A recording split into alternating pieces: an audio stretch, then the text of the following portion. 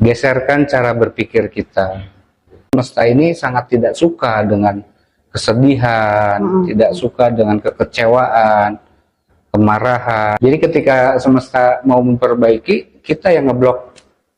Iya. Akhirnya sebetulnya semesta juga bingung akhirnya. Kamu mau sembuh? Enggak. Di otak bilang mau, tapi di hati kita kita masih memendam sampah.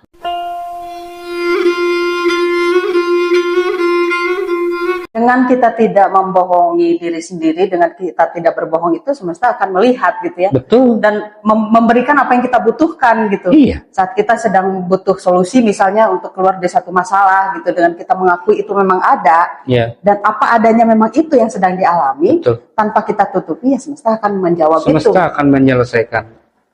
Makanya leluhur kita selalu Kita yang menarik juga ya sebenarnya dengan iya, itu, ya. dengan begitu kan kita yang menarik.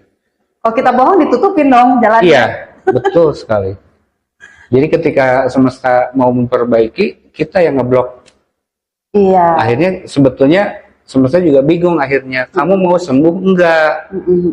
Di otak bilang mau, tapi di hati kita kita masih memendam sampah gitu.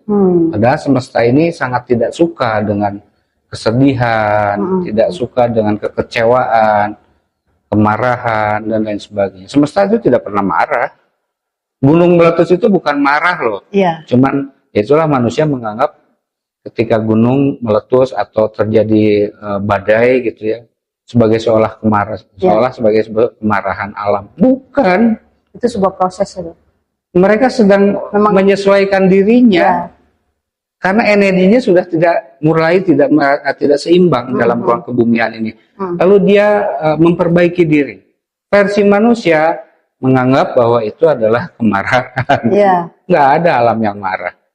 Iya, karena azab katanya, Bang. Iya, azab yang mengerikan. Iya, makanya jadi ternyata kita banyak salah membaca gitu, bahwa sebenarnya energi itu ya bagaimana cara kita memandangnya gitu, dan itu akan membentuk dengan apapun yang kita pikirkan gitu. Apa yang kita pikirkan akan seperti begitu nanti bentukannya gitu, si energi itu sendiri gitu. Betul. Apakah nanti termanifestasi jadi bentuk fisik misalnya, atau Iya. ide atau apa gitu ya. Untuk kemudian energinya membentuk solusi misalnya, untuk biar nggak stres nih, jadi ada solusi ini, kamu harus gini, harus gini. Nah, itu kan dibutuhkan kejujuran. Ya jujur pada diri sendiri itu masih susah. Iya, jujur gitu. Iya benar, susah banget. Bukan soal jujur pada akhirnya kita terus diam, tidak. Ya. Tapi dengan kejujuran kita tahu apa yang harus kita lakukan. Nah, dengan berbuat kebohongan, justru kita jadi bingung. Saya harus apa ya untuk lepas dari masalah ini? Kita tidak akan mendapatkan solusi pada saat kita tidak melakukan kejujuran pada diri pribadi. Si masalah pun jadi muter-muter aja di situ ya, nggak kayak Nggak akan nyari jalan, nggak ketemu nggak jalan keluar. gitu. Iya, betul. Karena kita tidak mau jujur sama Blocking. diri sendiri. Iya, gitu. Wah, rada ini juga ya, Bah. Itu caranya gimana ya? Maksudnya untuk bisa Keluar dari stres.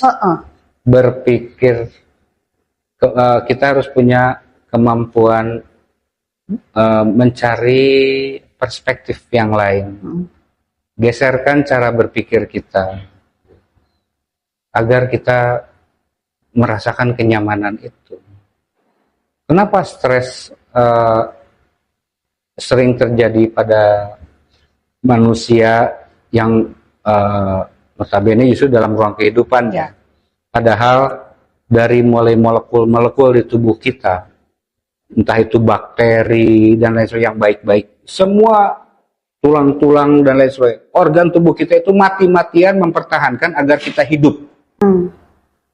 Lalu banyak orang yang mencari jalan pintas, bilanglah bunuh diri. Itu kan kurang ajar.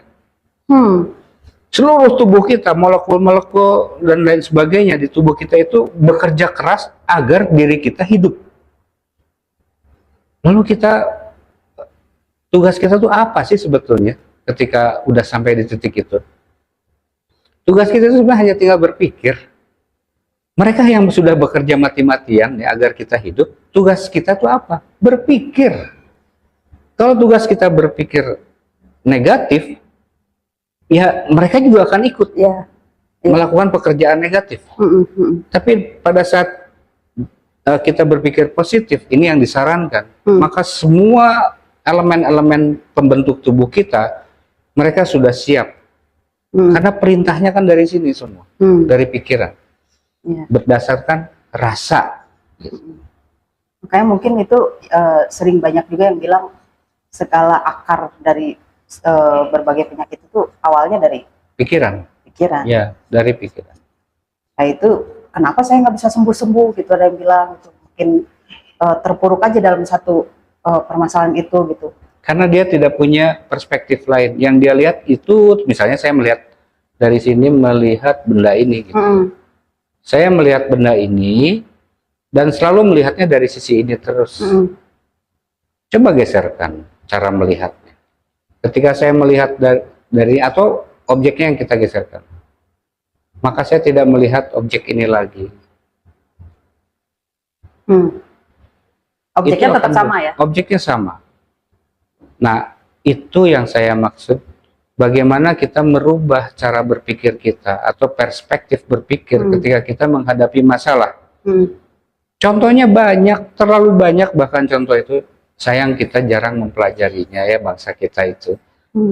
Terjebak pada titik itu terus. Kenapa? Inilah peran dunia pendidikan yang selama ini membentuk kita hanya melihat pada seperti mata kuda ya, menggunakan mata kuda itu terus. Pendidikan di kita itu tidak mengajarkan solusi. Pendidikan di kita itu tidak mengajarkan solusi yang terkait dengan ruang kehidupan. Jadi pendidikan di kita itu tidak pernah memberikan bagaimana jika terjadi sesuatu di dalam hidup, kemudian menempa pada wilayah jiwa. Wilayah jiwa yang berkumpulnya alam rasa, ya, dunia rasa di situ. Apakah ada pendidikan di kita yang seperti itu? Tidak ada. Kenapa? Itu diakibatkan karena pendidikan budi pekerti di kita yang tujuannya adalah untuk menjadi manusia yang tahu diri, menjadi manusia yang menyenangkan, itu dihapus. Maka dari kelas 1 bilanglah ya, dari kelas 1 bahkan sampai ke universitas, itu hanya dikasih satu sudut pandang saja.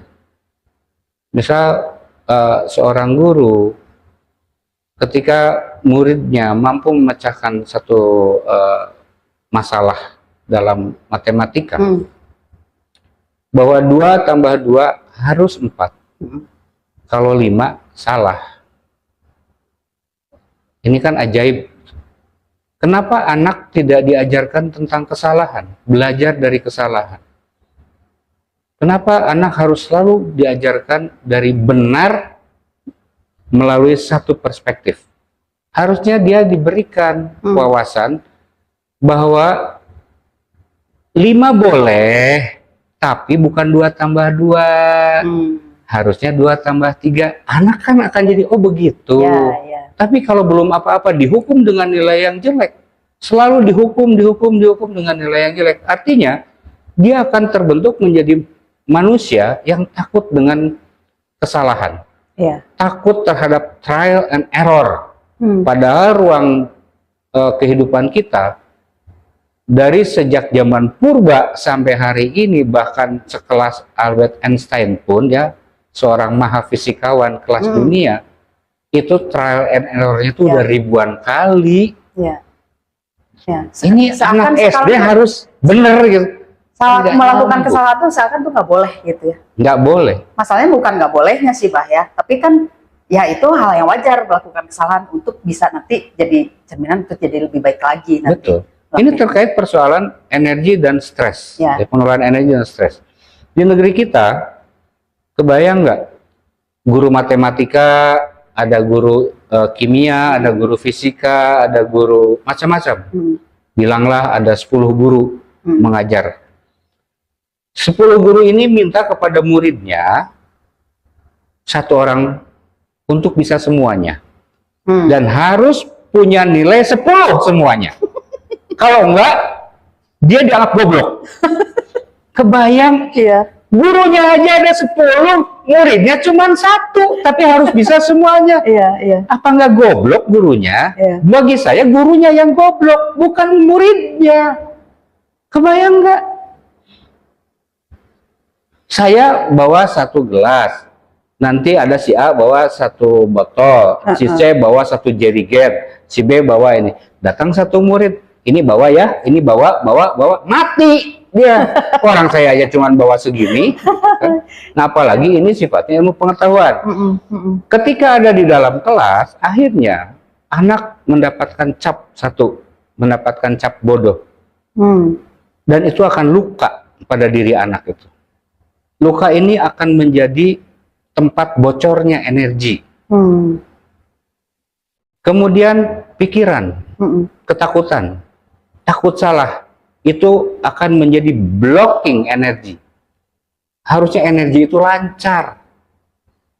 Iya. Maka bangsa Indonesia, anak-anak Indonesia kalau mau dibikin energinya bagus dan bebas dari stres, ya, ajarkan dengan bijaksana.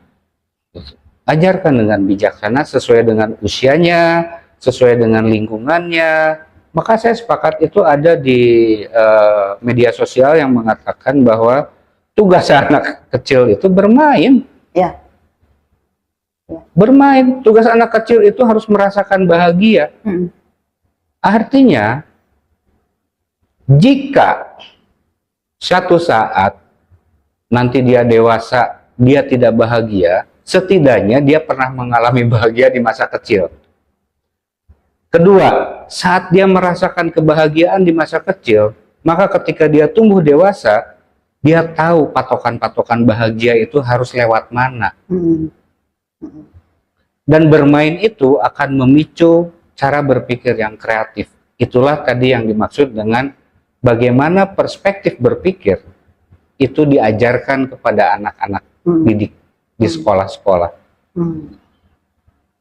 Sekolah hebat karena ya bayarannya mahal, siswanya nilainya besar-besar, gede-gede gitu. Apa mereka bisa dikatakan berhasil sebagai manusia? Tidak. Manusia yang disebut manusia seutuhnya, manusia yang berhasil di dalam hidupnya adalah manusia yang mampu mencapai kebahagiaan.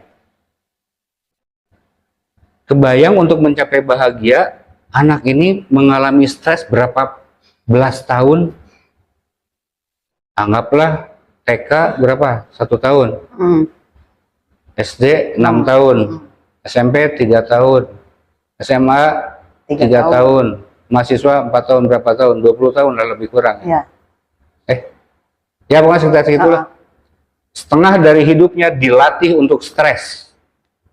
Ini dilatih atau memang dia ditanamkan pohon stres yang akan susah untuk dicabutnya? Apakah guru-guru ini dengan sengaja merobek-robek jiwa anak? Dengan sengaja seperti itu? Apakah ini sebuah konspirasi dunia? Konspirasi kejahatan Pendidikan berjas putih?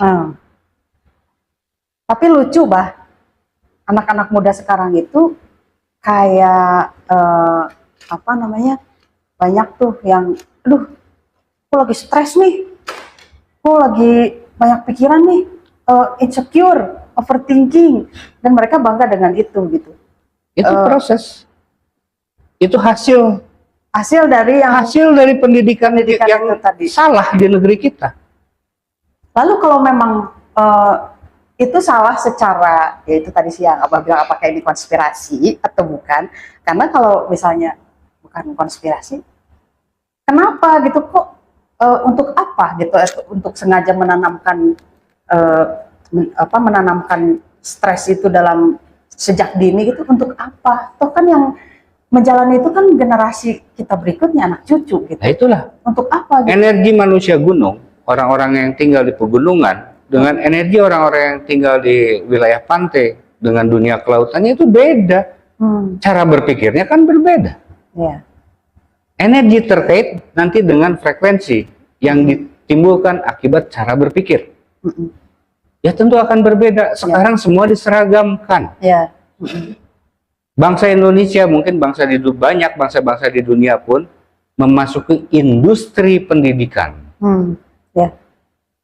Jadi memang dicetak sehingga tumpul kualitas manusia yang paripurnanya itu sengaja ditumpulkan Agar bisa dikendalikan. agar bisa dikendalikan. Ke konspirasi itu, Bang. Iya. Nah, teori konspirasi ini terkait dengan persoalan energi, frekuensi, vibrasi, Iya. amplitudo, dan resonansi. Nanti semua akan kena. Contoh, saat di zaman sekarang lah, misalnya seorang ada di keluarga, seorang ibu tidak mau menyekolahkan anaknya di pendidikan formal, gitu ya. Nanti akan dicap orang tua ini sebagai orang tua yang terbelakang, orang tua yang wah banyaklah capnya. Itu zaman dulu itu sangat luar biasa. Para petani, maaf ya, para petani ketika tidak mampu menyekolahkan anaknya, itu akan seolah-olah cacat. Sebuah keluarga yang tidak mampu seolah-olah cacat dalam membangun ruang pendidikan di dalam keluarga. Tapi sebetulnya justru menurut saya itu yang betul. Pendidikan yang paling cocok untuk seorang anak tergantung di mana anak itu tinggal. Iya. Maka dia akan dengan mudah belajar. Kenapa? Karena kontak energi dengan benda-benda atau tumbuhan-tumbuhan atau apapun yang ada di sekelilingnya itu terkoneksi dengan diri dia. Iya. Jadi kalau saya misalnya orang di daerah pegunungan, maka energi saya itu akan terhubung dengan tumbuhan, dengan binatang-binatang, dengan unsur tanah dan lain sebagainya. Itu akan terhubung. Iya. Wajar kalau saya menjadi sehat. Tapi kalau saya sebagai orang gunung disimpan di sebuah, bilanglah metropolitan, Ya. itu rusak gitu. Dan jangan salah, stres pun itu bisa terjadi di dalam sebuah rumah, ya, diakibatkan karena terkurasnya energi pada diri kita. Barang-barang terutama ya, barang-barang yang begitu banyak di rumah kita itu membutuhkan energi dari kita. Ambil contoh, kalau tidak percaya ambil contoh, sebuah rumah yang mewah, yang bagus, coba jangan ditinggali oleh manusia selama 1 tahun saja. Mau bahannya segimana bagusnya pasti hancur, pasti rusak. Kenapa? Karena tidak ada energi manusianya. Artinya apa? Semua benda di sekitar kita itu menyerap energi kita. Apalagi jika kita memberikan perhatian. Misalnya dari begitu banyak barang-barang yang ada di sini ya, barang-barang yang ada di sini. Ini barang-barang yang ada di sini itu, lalu dari sekian banyak, lalu saya terhubung ke sini, memberikan perhatian ke sini. Yang lain hilang, maka dialah yang akan menjadi penyerap energi terbesar.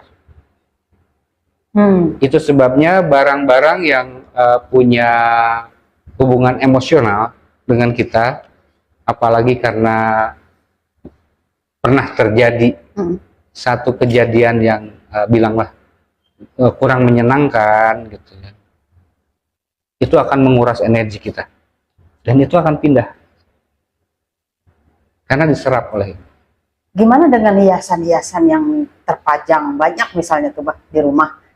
Nah itulah kenapa kita orang-orang zaman dulu itu bukan tidak bisa bikin gelang emas sebesar-besar panci, sebesar baskom, bukan tidak bisa. Pertama mereka tahu bahwa emas itu mungkin dalam ilmu pengetahuan modern itu bisa dijelaskan ya, bagaimana emas itu menyalurkan listrik dengan bagus. Orang zaman dulu dengan pengalamannya kok. Itu sebabnya kenapa raja-raja zaman dulu menggunakan